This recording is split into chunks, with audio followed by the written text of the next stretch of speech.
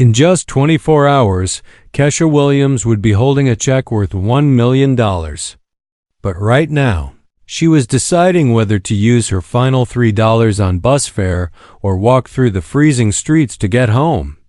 She had no idea that this small decision would alter the course of her life forever.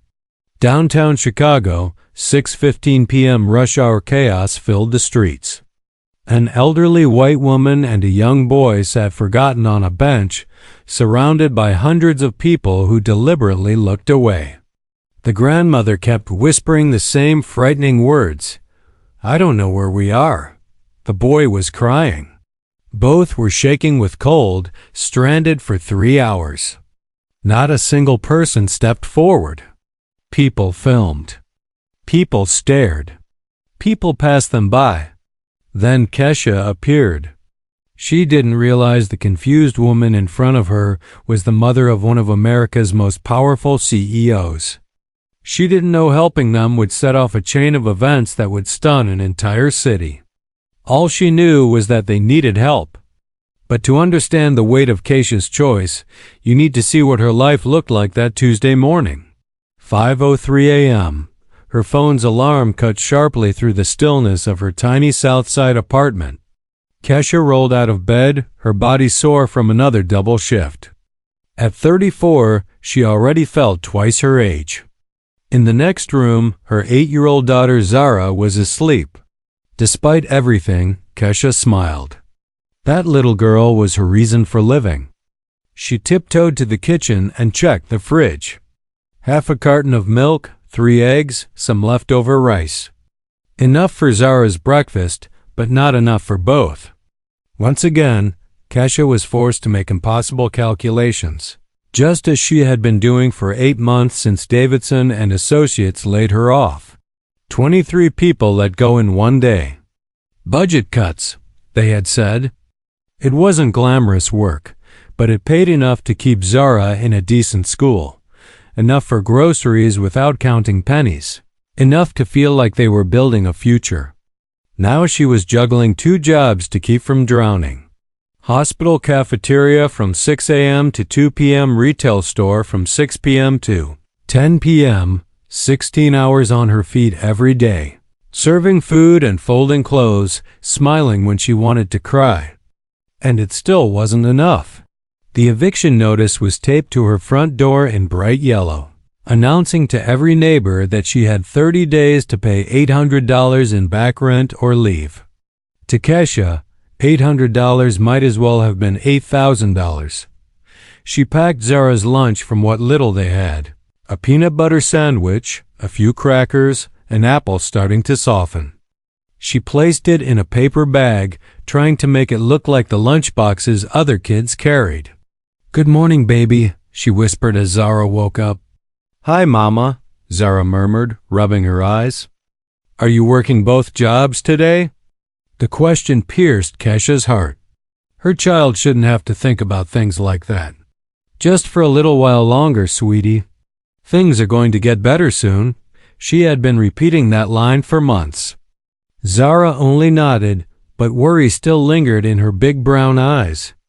At 8 years old, she was already learning that life could be brutal. The bus to work took 45 minutes. Kesha spent the ride applying for jobs on her phone, customer service, administrative assistant, anything with steady pay above minimum wage. But every application asked the same questions: education, salary history, references. They'd see the gaps and know she was desperate. The cafeteria job wasn't awful, but it drained her spirit. Every morning she served doctors who made more in a day than she earned in a month. They were polite, but their eyes told her she was invisible, just the woman who handed them coffee. On her lunch break, she counted her tips. $3.47 today. Yesterday it had been $2.83. If she was lucky, she might scrape together $20 in tips by the end of the week. After work, she had an hour and a half to pick up Zara, help with homework, and rush to the retail store. Mama, Jessica's mom is taking her to see the new Princess movie this weekend. Zara said as they walked home. Can we go too? Kesha did the math. Tickets, popcorn, maybe dinner. At least $40, money they didn't have. We'll see, baby. Maybe we can have our own movie night at home instead. Zara's face fell briefly before she forced a smile. That sounds fun too, Mama. God, this child was too good for the world. At the clothing store, Kesha folded the same shirts endlessly. Customers unfolded them, glanced at the price, tossed them back. She'd refold them with a practiced smile, even when she wanted to scream. Her 22-year-old manager, Derek, treated her like she knew nothing. Kesha, we need more energy. Smile bigger. Customers can tell when you're not happy to be here. Happy? She was exhausted, broke, and terrified for her daughter, but she needed the job. Sure thing, Derek, she said anyway. When the store closed at 10 p.m., Kesha came home to find Zara asleep. Their neighbor, Mrs. Lane, had watched her for free again, even though she had her own struggles. Kesha sat at the kitchen table with a stack of bills. Rent, $800 overdue. Electric, $156 past due. Zara's inhaler prescription, $73. Groceries for the week, at least $50. Altogether, more than $1,000. Her pay from both jobs, maybe $650 if tips were decent. The math never added up. She opened the old leather purse that had once belonged to her grandmother. Inside was a faded photo of the woman who raised her. Grandma Rose always used to say, "Baby, when people are in trouble, you help them. That's what good folks do." Easy words when you weren't the one struggling. Yet even now, scared and broken, Kesha still believed it. She carried groceries for elderly neighbors. She gave $1 at church when she could. Her grandmother's voice stayed with her. Kindness doesn't cost a thing, baby. Sometimes it's the only thing we can give. Tomorrow would bring another round of impossible choices. Another day of forcing a smile when she wanted to collapse. What Kesha didn't realize was that tomorrow, those impossible choices would finally lead to everything changing. Tuesday, December 15th, 6:15 p.m., the air had dipped to 38, and delicate snowflakes began drifting over Chicago's financial district. Kesha pulled her thin jacket tighter as she hurried toward the bus stop. Another exhausting day was behind her. 10 hours at the hospital cafeteria, followed by 4 hours folding clothes at the retail store. Her feet ached, and she had exactly $4.73 in her pocket. Just enough for bus fare, with a single dollar to spare. All she wanted was to get back to Zara, but as she turned onto LaSalle Street, something made her pause. Two figures sat on a bench near the stop. An elderly white woman and a young boy, out of place amid the corporate towers. The woman looked to be in her 70s, wrapped in a once luxurious wool coat that had worn thin. Her silver hair was tangled, her eyes darting nervously. "I don't know where we are," she murmured again and again to the boy beside her. "Timothy, sweetheart, I don't know where we are." The boy, maybe 6, hugged a toy dinosaur to his chest. His cheeks were red from the cold, and he was fighting tears. "Grandma great. When is Daddy coming to get us?" he whispered. She stared blankly at the buildings as though they were foreign. I don't remember, darling. I just don't remember." Kesha checked her watch. 6:18 p.m., 7 minutes until her bus arrived. Miss it, and the next one wouldn't come for 45 minutes, meaning a rideshare she couldn't afford. But the scene in front of her gnawed at her. The business district was emptying quickly. Within the hour, it would be deserted. The pair on the bench clearly had nowhere to go. Crowds streamed past. Commuters hustling home. A few gave them quick glances. Most ignored them entirely. One man in a suit actually stepped around them, annoyed. A woman snapped a photo and kept walking. Even 2 security guards stopped, You can't sit here all night, one barked. Private property. The old woman looked up in fear. Please, I'm trying to get home. We were separated from my son? The guard shrugged. There's a McDonald's down the block. Wait there. Then they left, and her confusion deepened. Timothy whimpered. Grandma Great, I'm cold. I'm hungry. With trembling hands, the woman fumbled through her purse. It was expensive leather with designer hardware, odd for someone appearing destitute. She spilled its contents. Scattered business cards, several $20 bills, a ring of silver keys. I can't remember, she whispered. It clicked for Kesha. This wasn't a homeless stranger. This was someone's grandmother. Lost, confused, maybe battling dementia or Alzheimer's, and she was in danger. The snow fell harder. The temperature slipped lower. Timothy's lips had turned pale blue.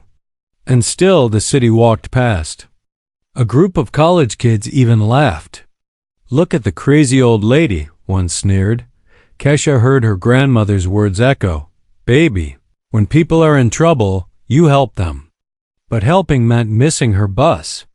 Missing her bus meant money wasted, money that could buy Zara's breakfast. She checked the time again. 6:22 p.m., 3 minutes left. She glanced at the bench, then the bus sign, then back again. The old woman had gone silent, gripping Timothy's hand, staring vacantly. The boy looked at Kesha through tears. Please, he whispered. We're lost. That broke her. She stepped forward, knelt down, and met his eyes. Hi there, she said softly. My name is Kesha. What's yours? Timothy, he replied. This is my Grandma Great. Her name is Eleanor. He turned to her. Grandma, this nice lady wants to help us. Eleanor met Kesha's gaze, a flicker of hope in her confusion. Do you know where we are, dear? I seem to have lost my way. Behind her, Kesha heard the bus brakes hiss. She didn't even look back. Don't worry, she told them gently. We're going to figure this out together. The bus pulled away, leaving her on the curb. What Kesha couldn't know was that just 6 blocks away, a frantic search was underway, police cars combing the streets, private investigators canvassing the area, and a reward just raised to $50,000. At the center of it all was a desperate man, about to learn that the stranger who stopped for his mother would change everything. The bus rumbled off without her. Kesha had no idea that, just 6 blocks away, police and private investigators were combing the streets. A reward had just been raised to $50,000, but all she saw in front of her was a frightened little boy and his disoriented great-grandmother. Okay, Kesha said, lowering herself onto the bench. Let's start simple. Eleanor, do you remember your last name? Whitman, the woman answered softly. Eleanor Whitman. Good. And Timothy, what's your daddy's name? Richard Whitman. He works in a really tall building. Kesha pulled out her phone to 23% battery left. Can you tell me about your house? She asked. Timothy's eyes brightened. It's big and white, with a fountain in the yard. There's a gate, too, a big white house with a fountain. That didn't sound like a family in need. Kesha glanced again at Eleanor's clothing, the fine wool coat, the leather shoes, the designer purse. This wasn't homelessness. This was wealth colliding with confusion. Double quotes Eleanor. Do you remember how you got here? She pressed her fingers to her temples. We were visiting somewhere. The new building. The children's hospital? Timothy blurted out. We went to see the new children's hospital. Daddy said they're building it for sick kids. Do you remember leaving the hospital? Kesha asked. Eleanor's face crumpled. I got confused. The streets all looked the same. I kept turning, trying to find the car. Tears welled in her eyes. I'm so sorry, Timothy. I lost us. Timothy squeezed her hand. It's okay, Grandma Great. The nice lady is helping us. Kesha recognized the signs instantly. Her own grandmother's dementia had looked the same: confusion, fear, even familiar places turning alien. She took Eleanor's hand gently. "Nobody's in trouble. We're just going to call your daddy." Snow was falling harder. Kesha slipped off her jacket and wrapped it around Timothy. "But you'll be cold," he protested. "I'll be fine. I'm bigger than you." She guided them under the shelter of a building entrance and opened her Maps app. "Children's Hospital, Chicago, groundbreaking," she typed. The first result popped up. Lurie Children's Hospital expansion, groundbreaking ceremony held today. "Eleanor, were you at a ceremony with shovels and hard hats?" Her eyes lit up. "Yes, there were photographers. Richard gave a speech." Richard gave a speech. He wasn't just attending, he was leading. Kesha dialed the hospital. "Hi, I'm with Eleanor Whitman and Timothy from your groundbreaking ceremony today." "They're lost." "I'm trying to reach Richard Whitman." "Hold on," the receptionist said, transferring the call. Hospital security came on the line. "You found Eleanor Whitman and Timothy?" "Yes, they're safe. Just cold and scared." "Where are you?" "We have search teams out everywhere." Kesha gave the cross streets. "Stay there. Someone will reach you in 10 minutes. 10 minutes. Fast. Almost too fast." While waiting, she spent her last few dollars on hot chocolate. Timothy grinned as he sipped. "You're really nice. Are you a mommy too?" "I am," Kesha smiled. "I've got a daughter about your age. Her name's Zara. Maybe you two could be friends." Eleanor touched her hand with trembling fingers. "You're an angel, dear." "A real angel." Kesha shook her head. Anyone would have done the same, but she knew that wasn't true. Dozens had walked by. Hundreds then came flashing lights. A black town car screeched to a stop, followed by a white SUV. A man in his 50s, hair touched with gray, leapt out in a tailored overcoat. His presence radiated authority and wealth. "Mom! Timothy!" he shouted. "Daddy!" Timothy bolted toward him, and Richard scooped him up. "Oh God, buddy, we were terrified." "Are you okay?" "I'm fine. The nice lady helped us. She even bought me hot chocolate." Richard's eyes filled as he turned toward Kesha. Eleanor was already standing, steadier now. "Mom, how are you feeling?" he asked. "I'm all right now.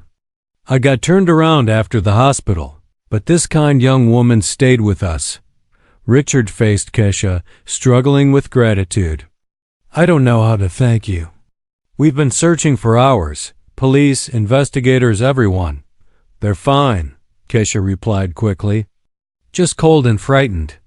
Eleanor was a little confused, but they were never truly unsafe. That wasn't the truth. 2 more hours in this weather could have been disastrous. Richard pulled out a thick wallet. "Please, let me give you something. You stayed with them, bought food, made the call." Kesha raised her hand. "I can't accept your money, but you missed your bus. You spent your own. I did what anyone should do. I'm just glad they're safe." Richard stared at her like she was speaking another language. Most people would have taken the cash. Some would have asked for more. But Kesha only smiled, hugged Timothy goodbye, and walked toward the next bus stop.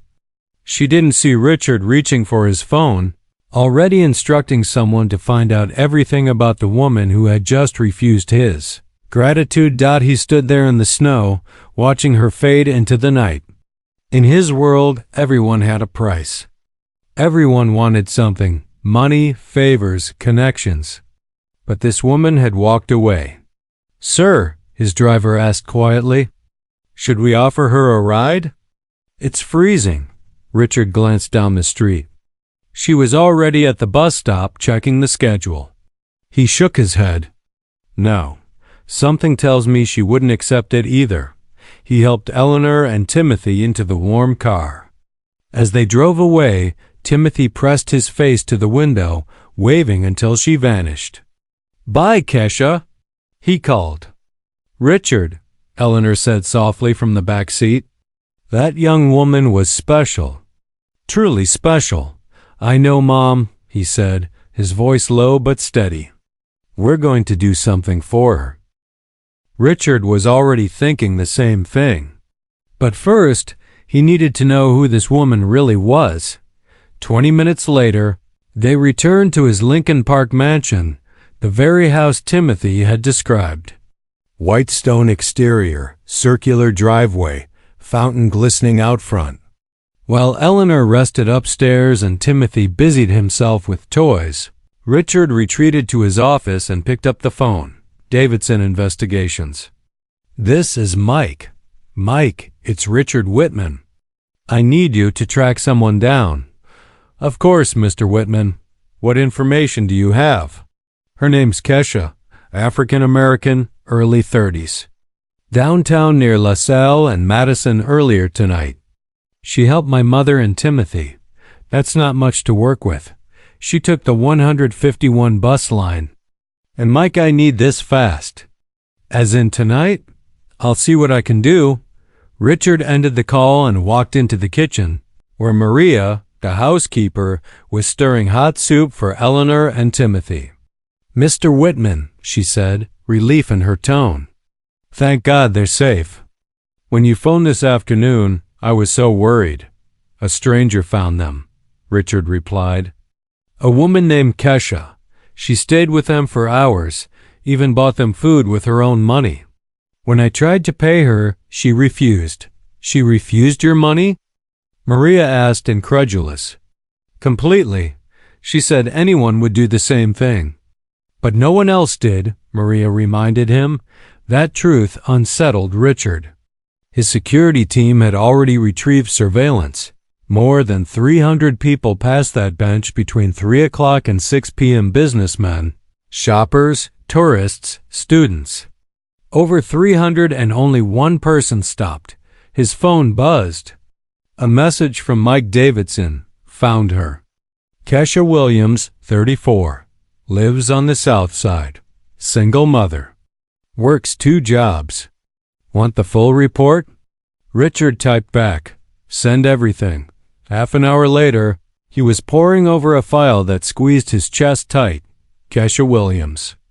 Laid off 8 months ago from an office position. Currently employed at University of Chicago Hospital Cafeteria.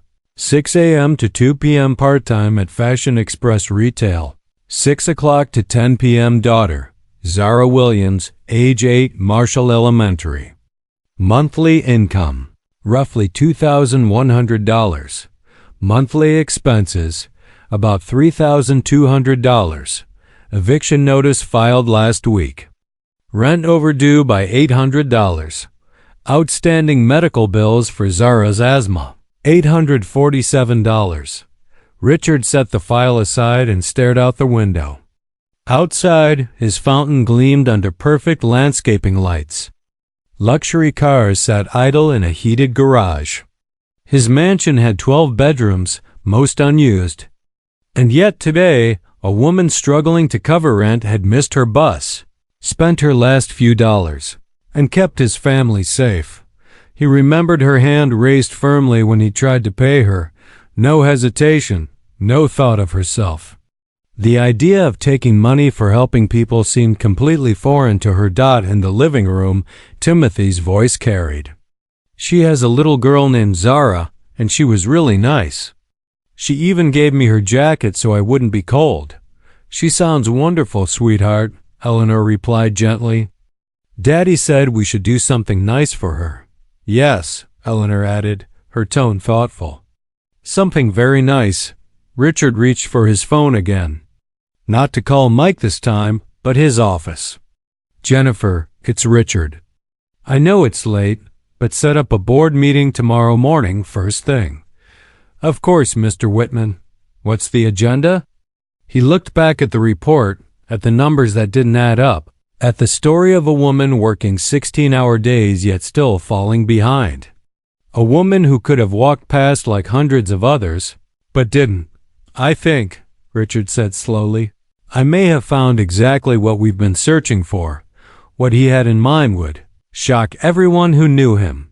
The next morning, Kesha was back in the hospital cafeteria by 6 a.m., serving breakfast like nothing had happened. Her feet still ached from hours in the snow. Her phone battery had died after an Uber ride home she couldn't afford but had no choice but to take. She hadn't told Zara about the night before. What was the point? The rent was still overdue, the electric bill looming, her daughter still needed shoes. Helping Eleanor and Timothy had felt right, but it hadn't changed her reality. What she didn't know was that across town, Richard was already in his office at 7 sharp, making calls that would alter everything. Patricia, he told his wife over speakerphone, cancel your meetings. I need you at the board meeting this morning. What is this about, Richard? You sounded strange last night. I'll explain when you get here. Trust me. His next call went to his assistant. Jennifer, clear my schedule for the week and set up a meeting with the mayor's office.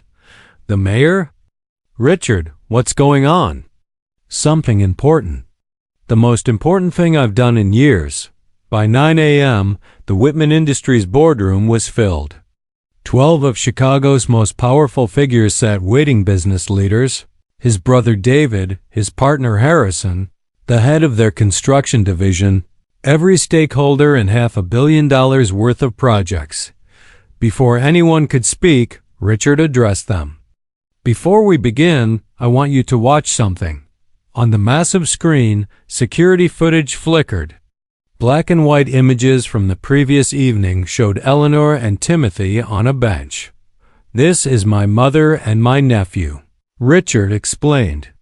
They got lost after yesterday's hospital groundbreaking. They sat here for 3 hours. The boardroom grew silent as the footage played, crowds walking by. Some glancing, some pointing, some even snapping photos. None stopped. 312 people, Richard continued. We had security count them. 312 past my mother and my 6-year-old nephew. Then the recording showed a woman approaching, kneeling down to speak with Timothy. One person stopped. Out of 312, Richard froze the video on Kesha's face. Her name is Kesha Williams. She's a single mother, works 2 jobs, barely keeping her bills paid. And when I offered her money for helping my family, she refused. The boardroom fell into silence. David leaned forward. Richard, this is moving, but why are we here? Richard smiled faintly.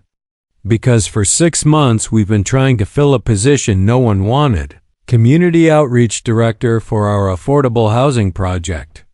Salary, $150,000. The role requires someone who actually understands what communities need.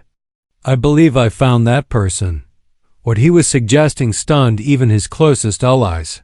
Harrison, his longtime partner, shook his head. Richard, I get that you're grateful, but we can't just pull someone off the street and drop them into a 6-figure executive role. She works in a cafeteria. Exactly, Richard countered. She works in a cafeteria. She knows what it means to struggle. She understands the very people we're trying to serve. David frowned. Come on, Richard. Community outreach requires education, background, connections. You can't just what? Richard cut him off. Give someone a chance? The same chance this company gave me 30 years ago? The room went still. Everyone knew the history, how Richard had built Whitman Industries after their father died, inheriting nothing but debt. But this moment felt different. It wasn't business. It was personal. He turned toward the window overlooking downtown Chicago, then back to the table. Here's what I learned about Kesha Williams last night. She lost her office job 8 months ago due to downsizing. Not her fault. Since then, she's been working 16-hour days, 7 days a week, raising her daughter alone. He clicked to another slide, financial records. She makes about $2,100 a month. Her expenses run over $3,200. She's behind on rent, utilities, medical bills for her daughter's asthma. By every measure, she should be thinking only of her own survival. Another click. The security footage replayed. But instead, she spent her last few dollars and missed her bus to help total strangers. Strangers who don't look like her, who live in a different world entirely. Patricia, his wife, finally spoke up from the back. Richard, we're all grateful she helped Eleanor and Timothy. But running outreach for a $50 million project requires what, Patricia? Richard's voice rose. An MBA? A Rolodex of socialites? A summer home in the Hamptons? He paced the room, his tone sharp. For 6 months we've interviewed polished candidates' Harvard degrees. Endless connections, and every one of them failed. Failed how? David pressed. They couldn't connect, Richard said flatly. They spoke in buzzwords, stakeholder engagement, impact metrics. But when they sat in front of real people, nobody trusted them. Because they were outsiders pretending to understand lives they've never lived. He switched to another slide. Photographs of past community meetings, rows of empty chairs. Our project is meant to serve working families. Single mothers. People juggling multiple jobs just to make ends meet. People like Kesha Williams. He let the words linger. And here's what matters most, he added, voice softening. When I offered her money, she didn't just decline politely. She looked at me like the thought of being paid for helping someone was incomprehensible. Jennifer, his assistant, raised her hand. Mr. Whitman, I pulled her records from her old job. She actually has relevant experience, customer relations, project coordination, volunteer work. Thank you. Jennifer, Richard said. But her resume isn't the reason I want her. Look at this. He gestured to the screen, paused on the frame of Kesha kneeling beside Timothy. In 3 hours yesterday, she showed my family more real compassion than some business associates have shown in 3 decades. The room was hushed now. Eyes were on Richard, really listening. He took a breath. There's one more thing. My mother has Alzheimer's. Early stages, but it's getting worse. Yesterday she got confused, lost downtown. She could have died. Gasps and surprised looks spread across the table. Richard had never spoken of Eleanor's condition publicly. 312 people passed her and Timothy. 312 decided it wasn't their problem. Except one. A woman who had every reason to walk away.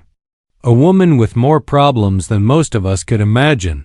He scanned the room slowly, meeting the eyes of people he'd known for decades, men and women with fortunes, hospital wings named after them, gala dinners in their honor. How many of us would have stopped? He asked quietly. No one answered. That's what I thought, he said. So understand me clearly. Kesha Williams has something we can't buy, can't teach, and can't fake. She has compassion. And that, more than money, more than degrees, is what our community work has been missing. Harrison leaned forward. Richard, even if we agree she has the right heart, this is a massive responsibility. Managing budgets, coordinating with city officials, representing the company, those are skills she can learn. We can provide training, mentorship, and support. But compassion? You either have it or you don't, and she has it. Richard clicked to the final slide. Architectural plans for their new community center and affordable housing project filled the screen. This project is meant to serve people like Kesha, single mothers, families stretched thin, people just trying to survive. Who better to guide it than someone who actually lives that life? David shook his head.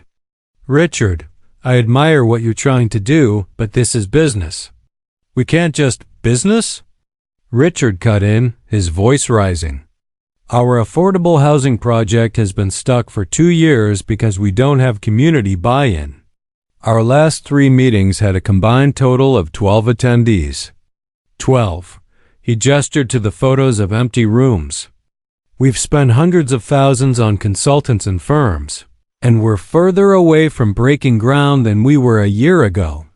Maybe it's time to try something different. Patricia stood. What exactly are you proposing, Richard? For the first time that morning, Richard smiled.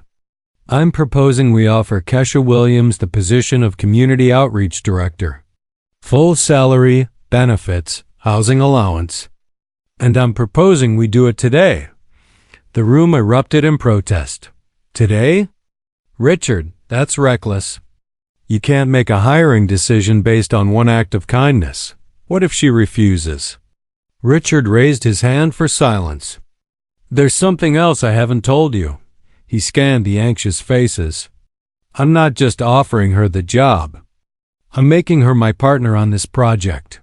She'll have full authority over community relations and a $2 million annual budget to allocate to local programs. The room fell silent. And that's not all, Richard continued. We're also creating the Kesha Williams Community Heroes Fund, $1 million dedicated to supporting people who step up for others. David shot to his feet, pacing furiously. Richard, are you out of your mind? You want to hand a cafeteria worker $1 million budget based on one good deed? Not one good deed, Richard said evenly. One revelation of character. This is madness, Harrison added, rising too. Richard, I've known you 20 years. You don't make emotional decisions. This isn't you. Maybe that's the problem, Richard replied quietly. Maybe I've been making the wrong kind of decisions. While arguments flew around the boardroom, Richard was already pulling out his phone. His decision was made. Jennifer, contact Kesha Williams immediately. Set a meeting for this afternoon. Sir, shouldn't we wait for the board to... The board doesn't hire community outreach directors, Richard interrupted. I do. Patricia stepped closer to her husband. Richard, slow down. Even if she's everything you say, you can't just offer her a job without a proper interview. Interview her? Richard let out a short laugh. Patricia, I watched her interview yesterday. For 3 hours. She showed me everything I needed to know. Across town, Kesha was wiping down tables in the hospital cafeteria. It was 11:30 a.m., the lull between breakfast and lunch. Her phone, switched off to conserve battery, sat in her locker. She had no idea her life was about to change forever. Ms. Williams, said Dr. Martinez, a regular at the cafeteria. Someone's here to see you. Says it's important. Kesha glanced up to see a woman in a tailored suit standing at the entrance poised, polished, utterly out of place. Ms. Williams, I'm Jennifer Walsh. I work for Richard Whitman. We met last night. Kesha's stomach dropped. Had she done something wrong? Was he upset she'd refused his money? Is everything all right? Is Eleanor? Is Timothy? They're fine, Jennifer assured her quickly. Mr. Whitman would like to meet with you today. Would 2 p.m. work? Kesha glanced at her supervisor, who was now watching closely. I get off at 2, but I need to pick up my daughter and get to my night job by 6. This won't take long, Jennifer said gently. And Ms. Williams, Mr. Whitman asked me to tell you this conversation could change your life. At 2:15 p.m., Kesha stood before the towering glass structure of Whitman Industries. 47 floors of steel and sunlight gleamed above her. Inside, the marble lobby seemed more like a hotel than an office. The security guard gave her a once-over. Can I help you? I'm here to see Richard Whitman. I'm Kesha Williams. His demeanor shifted immediately. Of course, Ms. Williams. Mr. Whitman is expecting you. The elevator ride to the 45th floor seemed endless. She caught glimpses of herself in the mirrored walls and cringed at her cafeteria uniform wrinkled, faded, out of place. Jennifer was waiting when the doors opened. Right this way, Ms. Williams. They walked through an office that looked like it belonged in a movie. Glass walls overlooking the city, conference tables of polished wood, leather chairs worth more than her monthly rent. Richard's office was even more imposing, the man himself seated behind a desk the size of a small car. But when she entered, he rose and smiled warmly. "Kesha, thank you for coming. Please, sit." She perched on the edge of a chair that likely cost more than her car. "First," Richard said, "I need to apologize for not introducing myself properly yesterday. I'm Richard Whitman, CEO of this company." Kesha's eyes widened. CEO? She'd help the CEO's family? "I also want to thank you again for what you did for my mother and my nephew. There's no way to repay that kind of kindness." "You don't need to repay me," Kesha said quickly. "I was just glad they were safe." Richard smiled, exactly as he had hoped she'd say. He moved from behind his desk and sat in the chair beside her. "Kesha, may I ask you something? What do you know about community development?" The question startled her. "Not much, I guess. Why?" "Because," Richard said, opening a folder on his desk, "I have a proposition for you. Something that might sound impossible at first. My company is building a $50 million community center and affordable housing project on the South Side," Richard began. "It's designed to support working families, single mothers, people in situations like yours." Kesha nodded slowly, unsure where this conversation was leading. "The problem," Richard continued, "is we can't connect with the community.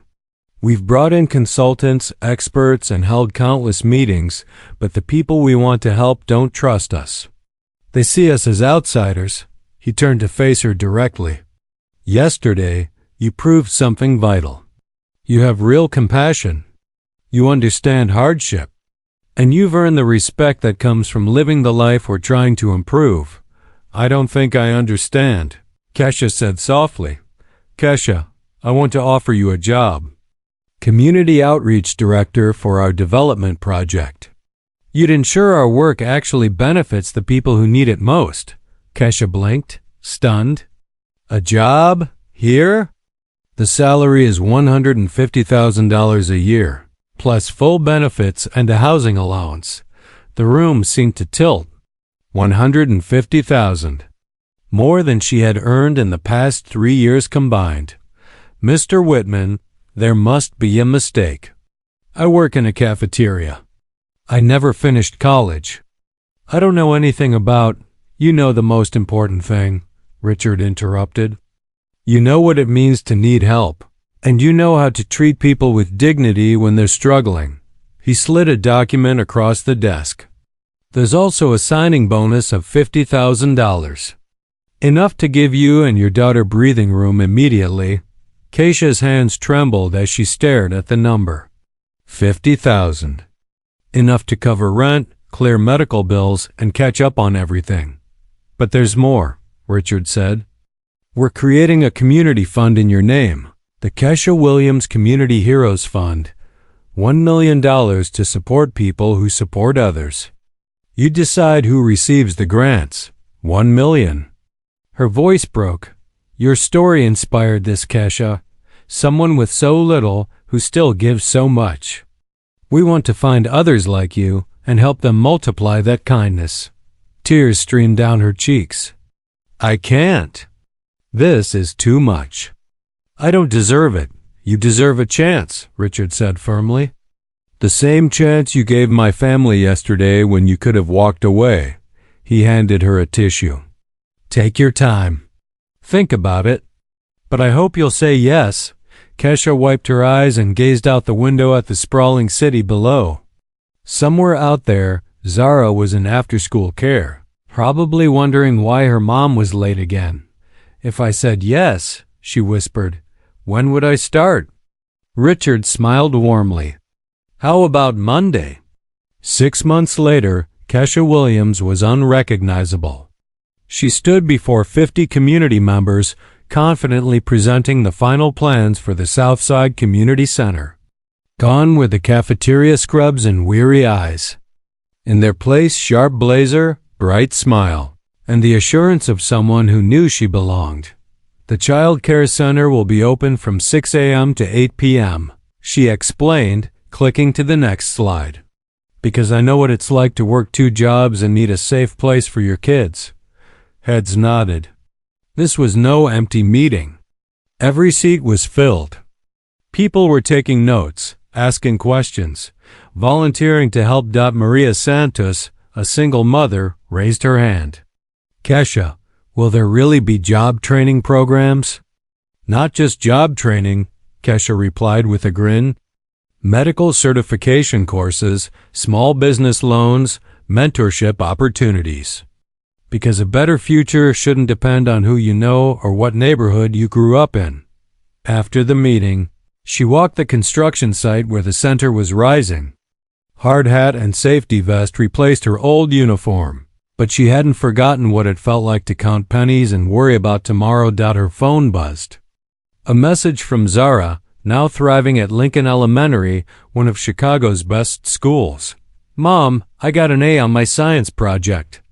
Can't wait to show you tonight, Kesha smiled. Zara's asthma was under control thanks to proper medical care.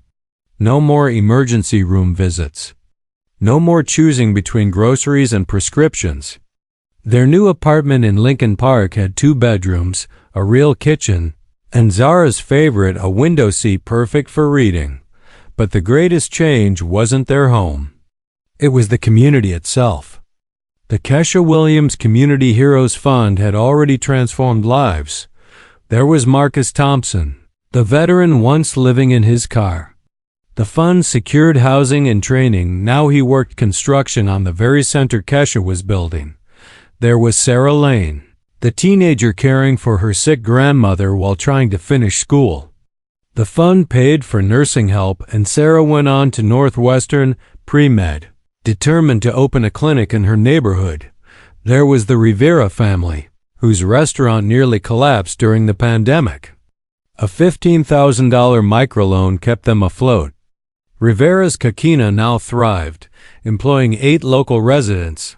The media had caught on.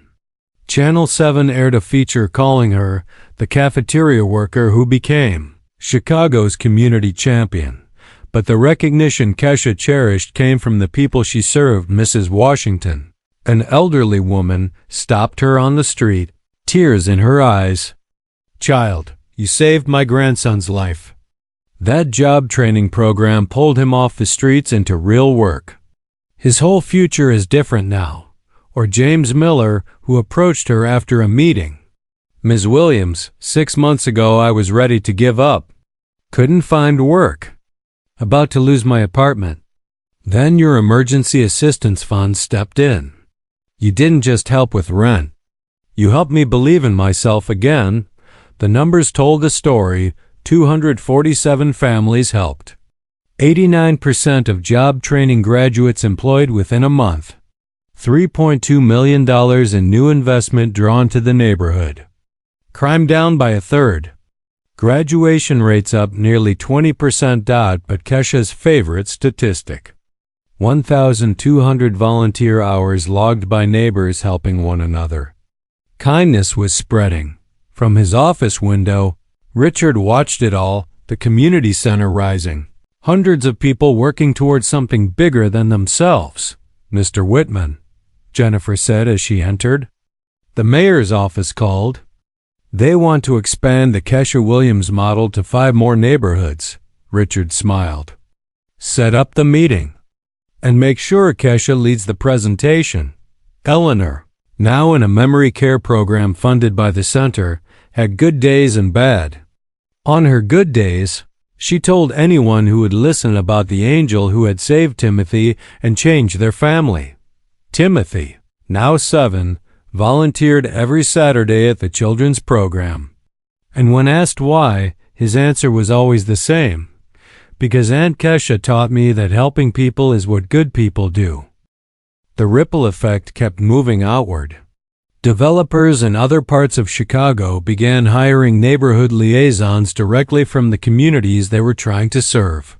City leaders introduced new rules requiring real input from residents before any major project could break ground. Even local universities redesigned their urban planning courses to include classes on authentic, grassroots engagement. But the most powerful change was visible every afternoon at 3:30 p.m. when school let out. Children streamed into the brand-new community center, welcomed with hot meals, tutoring, and safe spaces to play. Kids who once might have wandered the streets now filled music rooms, sports courts, and study halls, busy building dreams of college and careers. And all of it began because one woman stopped when everyone else kept walking. Still, her story was far from finished. The most meaningful chapter was waiting just ahead. Exactly 1 year later, December 15th, it snowed again, just like that first night. This time, however, the corner of LaSalle and Madison was alive with music, lights, and celebration. A crowd of hundreds gathered under bright white tents to witness the grand opening of the Kesha Williams Community Center. City officials, business leaders, and neighborhood families stood shoulder to shoulder, waiting for the ribbon to be cut. At the podium, Richard spoke with emotion. 1 year ago, my mother and my nephew were lost right here.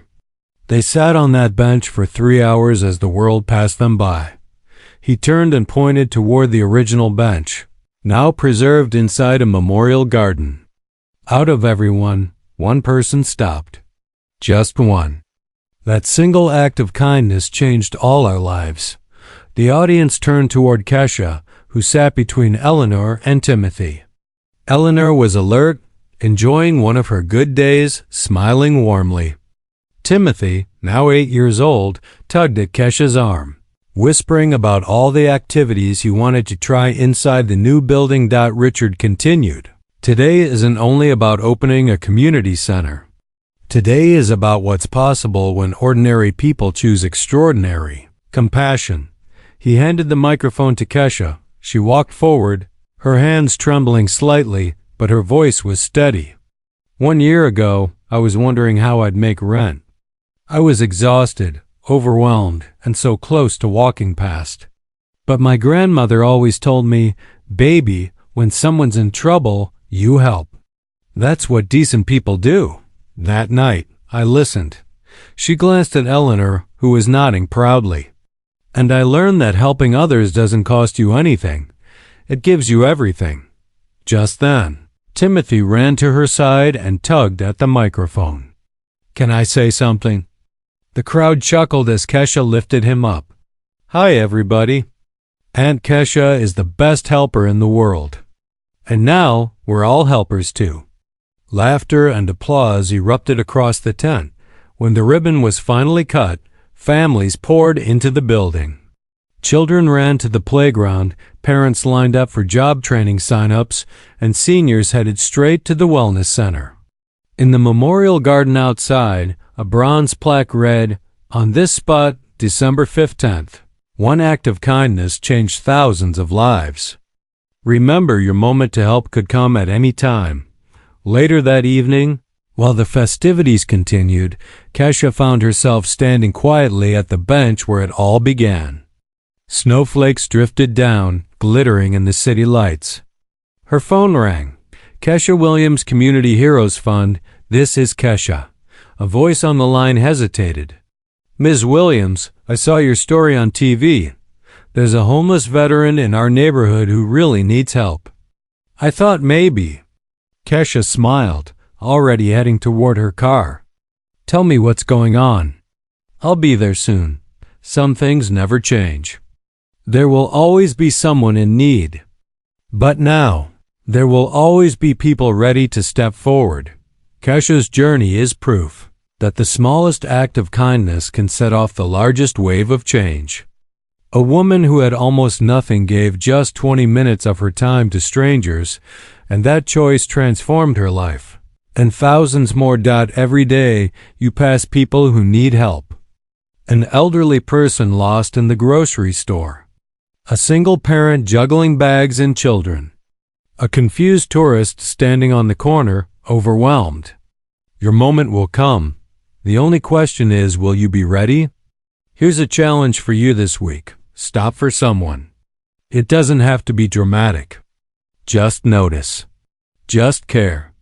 Just act out. If this story touched you, share it with someone who could use hope today. Subscribe to Blacktail Stories for more true accounts of ordinary people making extraordinary differences. And tell us in the comments, when was the last time you helped a stranger? Or when did a stranger help you?